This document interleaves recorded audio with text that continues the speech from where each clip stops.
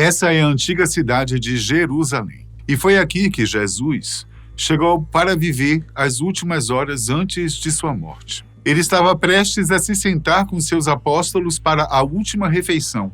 Em menos de 24 horas seria executado pelas mesmas pessoas que, dias antes, o exaltavam como rei, enquanto ele entrava na cidade próxima ao templo. A atmosfera estava carregada e o destino de Jesus já estava selado. Entre os que estavam ao seu redor havia um rosto conhecido, mas com intenções ocultas. Judas Iscariotes, um dos 12, um dos mais próximos. A Bíblia descreve que, ao sair do cenáculo, naquela noite, foi possuído por Satanás. Seu destino? A casa dos sumos sacerdotes, não muito distante dali. Um lugar onde a conspiração já o aguardava. Judas sabia exatamente o que fazer. Conhecia os hábitos de Jesus. Sabia que depois da ceia, ele se retiraria para orar em um jardim, atrás das muralhas da cidade, Getsemane, um lugar silencioso envolto por oliveiras, onde o mestre se recolhia para falar com o Pai. Esse jardim, o Getsemane, ou prensa de azeite, como o nome sugere, existe ainda hoje. Impressionantemente, muitas das oliveiras ali têm mais de 2000 anos e são testemunhas silenciosas daquela noite. Na escuridão, os discípulos ainda não sabiam, mas as orações que ecoavam entre as árvores estavam prestes a ser interrompidas. Judas e os soldados já estavam a caminho. Enquanto isso, algo profundo se desenrolava no jardim. Os apóstolos, vencidos pelo cansaço, adormeceram. Sozinho, Jesus se ajoelhou e começou a suar sangue, literalmente. E a ciência chama isso de hematidrose, uma condição rara, causada por estresse extremo ou emoções avassaladoras, em que vasos sanguíneos se rompem e o sangue se mistura ao suor. É como se o corpo gritasse o sofrimento antes mesmo da dor física começar. Jesus sabia exatamente o que viria. Ele já sentiu o peso da cruz antes de sequer ser tocado por ela. E mesmo assim, em meio ao pavor, fez uma oração que atravessaria os séculos. Pai, não seja feita a minha vontade, mas a tua. Lucas 22:42. Uma entrega total. Uma rendição ao propósito, mesmo sabendo do sofrimento que estava por vir. Ao fim da oração, Jesus desperta os discípulos e ali está Judas. A noite já não era mais silenciosa. Soldados o acompanhavam com tochas e espadas. No impulso, Pedro reage, corta a orelha de um dos soldados, mas Jesus, surpreendendo a todos, cura o ferido e se entrega sem resistência. Naquele momento, todos os discípulos fugiram. Sozinho, o pastor seria ferido, como dizia a profecia. Ferirei o pastor e as ovelhas se dispersarão. Zacarias 13, 7, 9. Jesus agora é preso. É levado às pressas para a casa de Anás, sogro do sumo sacerdote Caifás. A primeira de 6 audiências que enfrentaria naquela madrugada. A residência ficava na Cidade Alta, uma região nobre, onde moravam os poderosos de Jerusalém. Era o início do julgamento mais controverso da história da humanidade. Os sumos sacerdotes, reverenciados quase como reis pelo povo, mesmo com autoridade política limitada, preparavam-se para acusar Jesus. Durante o interrogatório, Anás o questiona sobre seus discípulos e seus ensinamentos, mas mal sabia ele que 2 desses discípulos, Pedro e João, estavam mais próximos do que imaginava, observando tudo à distância. Com firmeza, Jesus responde que não tinha nada a esconder. Nunca falou às escondidas. Ele havia pregado abertamente no templo, especialmente no Pátio das Mulheres, um espaço de encontro entre homens e mulheres onde qualquer um podia ouvir suas palavras. Ele não precisava se defender. Sua verdade já havia sido proclamada em voz alta. Quando Jesus disse isso, um dos soldados o agrediu com um tapa no rosto. E mesmo ferido, Jesus não se calou. Olhou nos olhos daquele homem e disse: se falei mal, prova. Mas se falei bem, por que me bates? João 18:23. Uma pergunta simples, mas que ecoa até hoje. Em seguida, Jesus foi levado até Caifás, o sumo sacerdote principal daquele ano. Já era quase meia-noite quando Jesus chegou à casa de Caifás. Recentemente, arqueólogos identificaram com precisão onde essa residência teria existido. Antes mesmo daquele julgamento, Caifás havia declarado algo que marcaria a narrativa. É bom que um homem só morra pelo povo, João 11:51. Palavras que tentavam justificar o injustificável. Até hoje, essa frase intriga estudiosos e teólogos pela sua complexidade. Uma sentença política, mas com um peso profético que Caifás talvez nem imaginasse.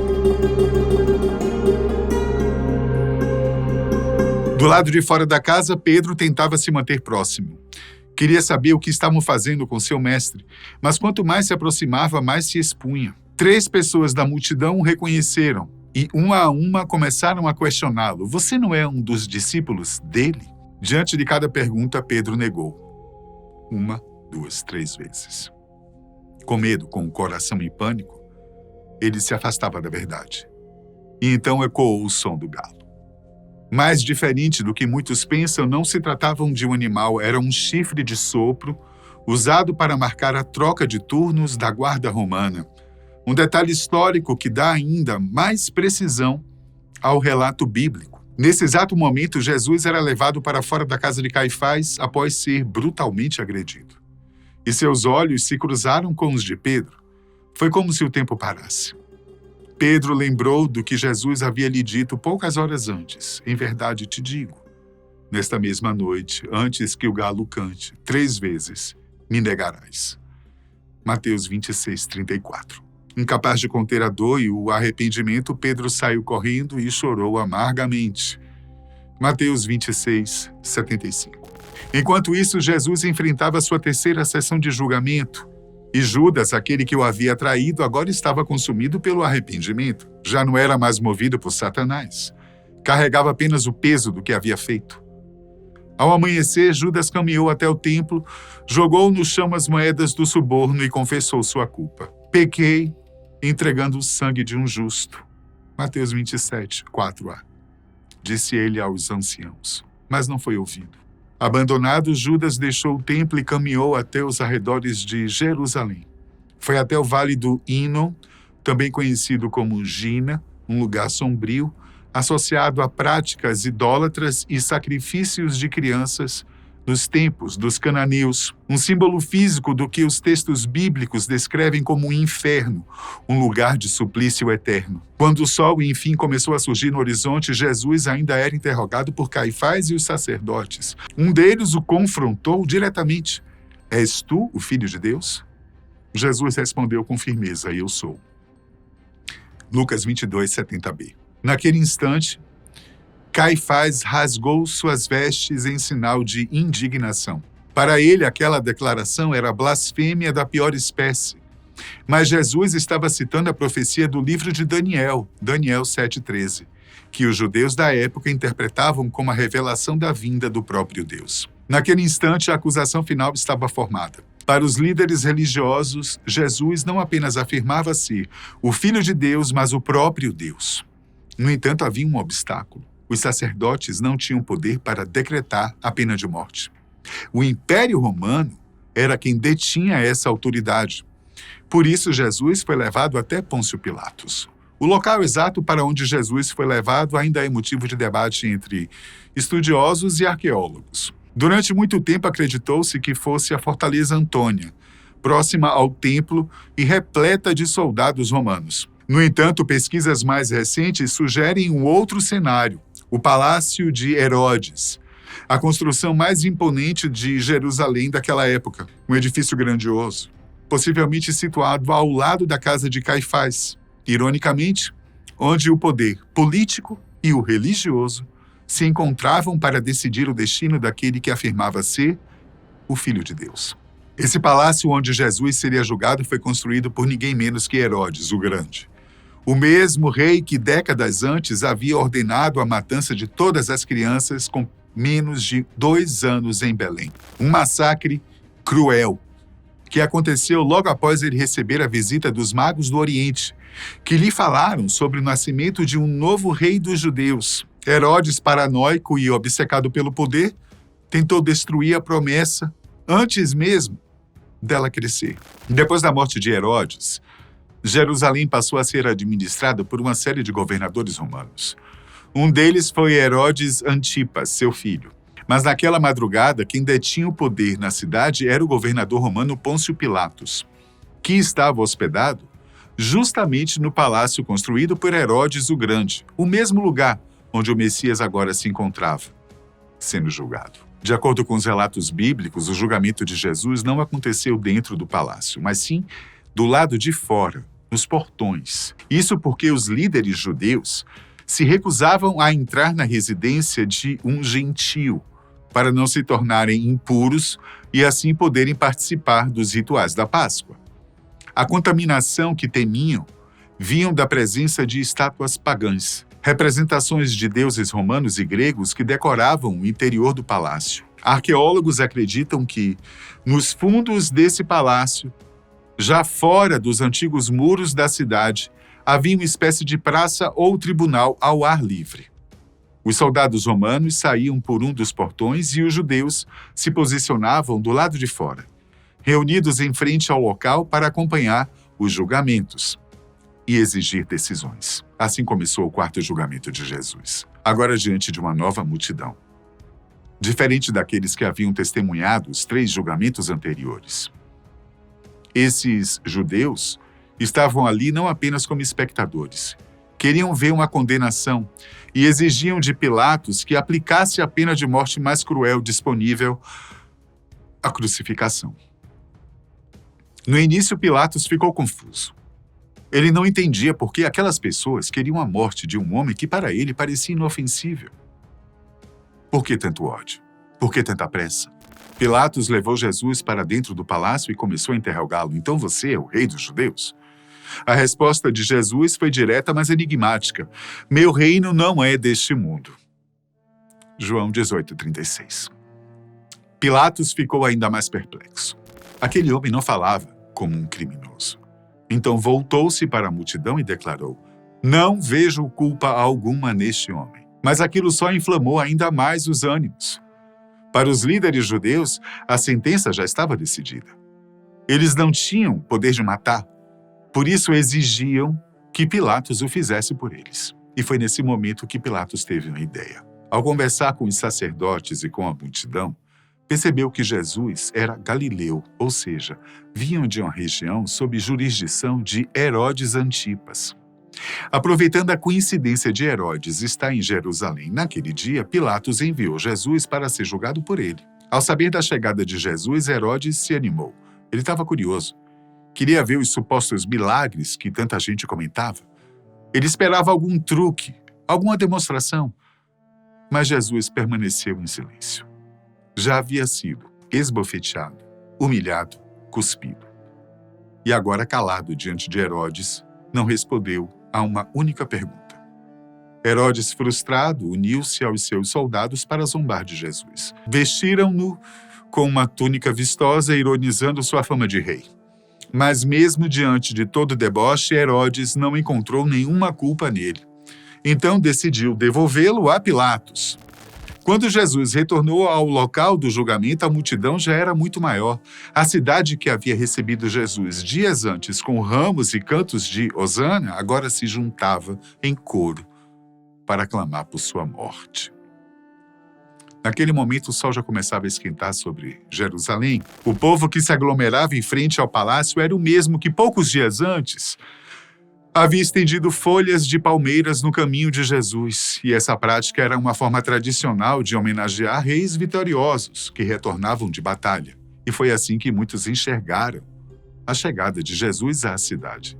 Os judeus esperavam um Messias guerreiro, um rei que formaria um exército, enfrentaria os romanos e devolveria liberdade ao povo de Israel. A fé nessa ideia cresceu quando testemunharam milagres extraordinários como curas, multiplicações de alimentos e principalmente a ressurreição de Lázaro.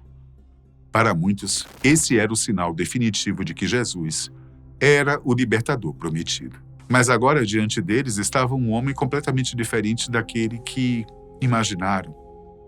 Preso, machucado, coberto de sangue e humilhação. A imagem do rei triunfante havia sido substituída por uma figura abatida. A influência dos sumos sacerdotes, mestres da lei e anciãos acabou sufocando a fé da multidão. Aqueles que o aclamaram dias antes agora o condenavam com os mesmos lábios. Pilatos, na tentativa de satisfazer o ódio crescente daquele povo, deu a ordem para que Jesus fosse flagelado. A punição ocorreu num dos pátios internos do palácio, provavelmente em uma área onde ficavam os soldados romanos. Apesar de ser mencionada rapidamente nos evangelhos, essa cena foi uma das mais brutais de toda a paixão. Para executar a flagelação, os soldados usaram um temido azorrague, um chicote com várias tiras de couro, cujas pontas tinham pedaços de osso, metal ou vidro.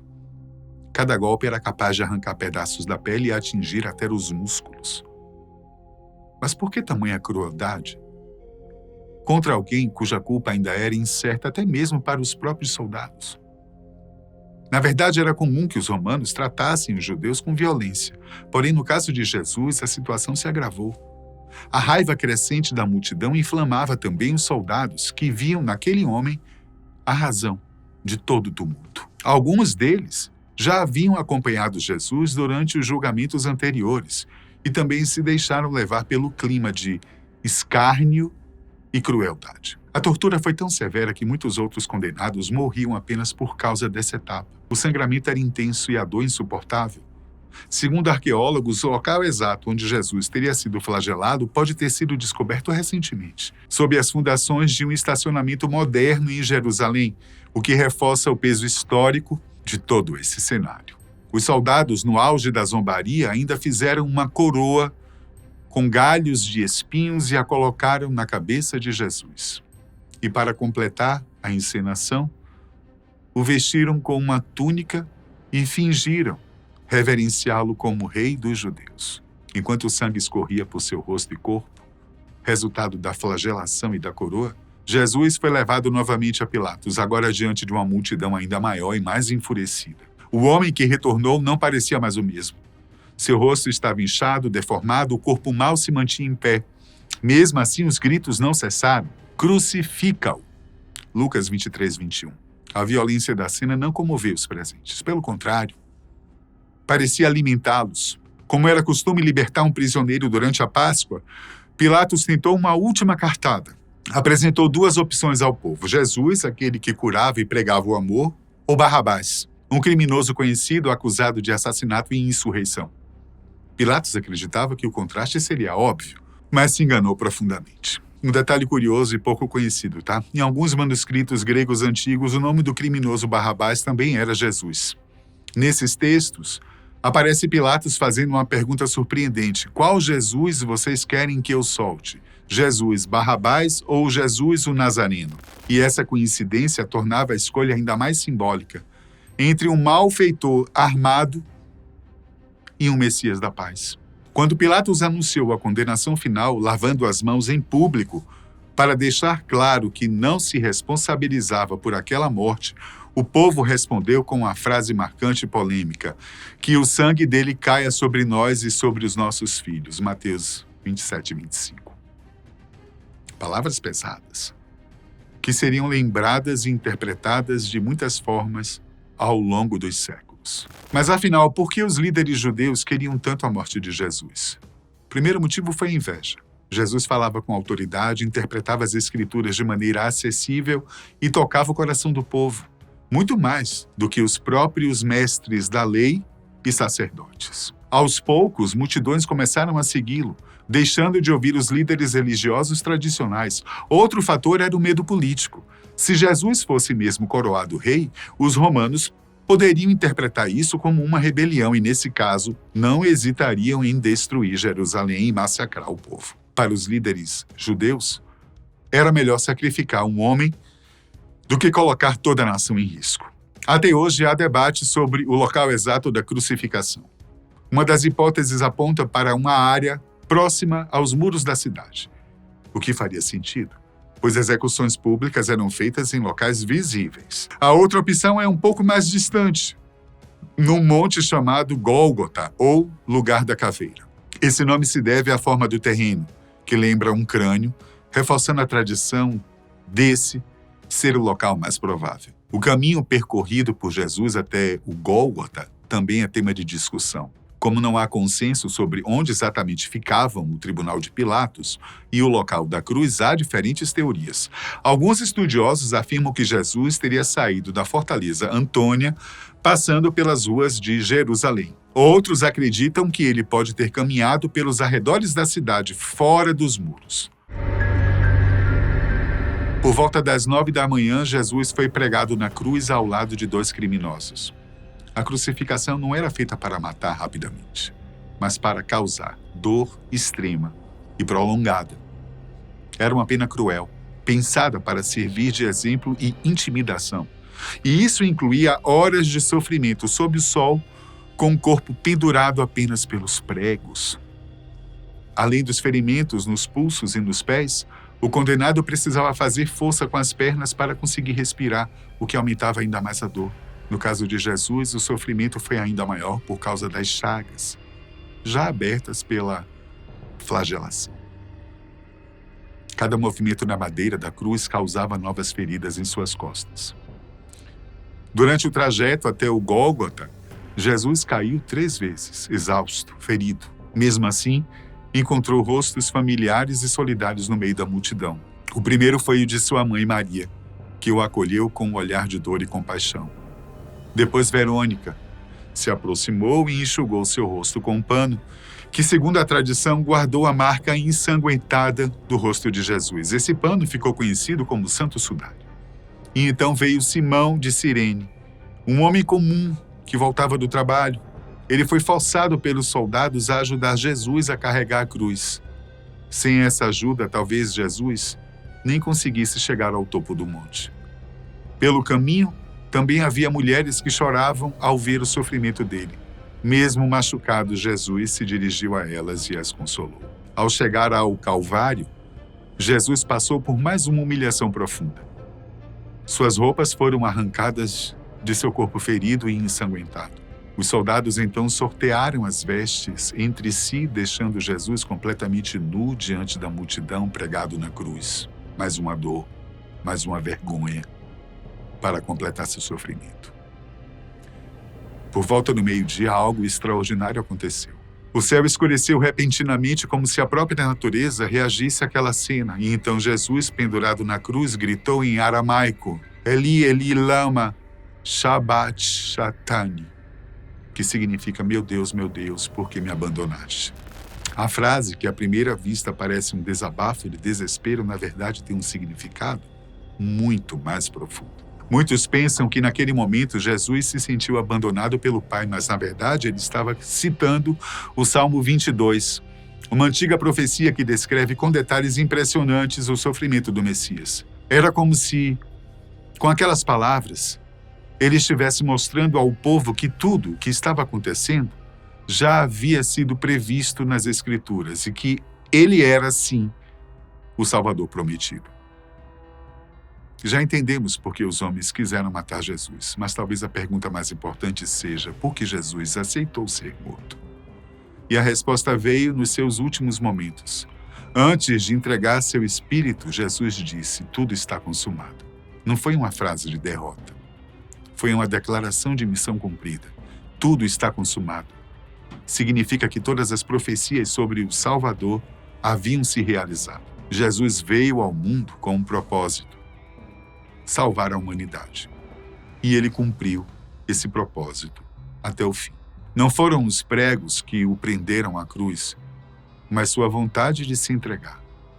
Ele quis ser preso, quis ser flagelado, quis ser crucificado, quis morrer, tudo por amor, para abrir as portas do céu a todos os povos e nações. Como está escrito em João 3,16, porque Deus amou o mundo de tal maneira que deu seu Filho unigênito, para que todo aquele que nele crê não pereça, mas tenha vida eterna. E esse é o verdadeiro motivo de tudo. Amor. Um amor tão imenso que escolheu sofrer para que nós pudéssemos viver.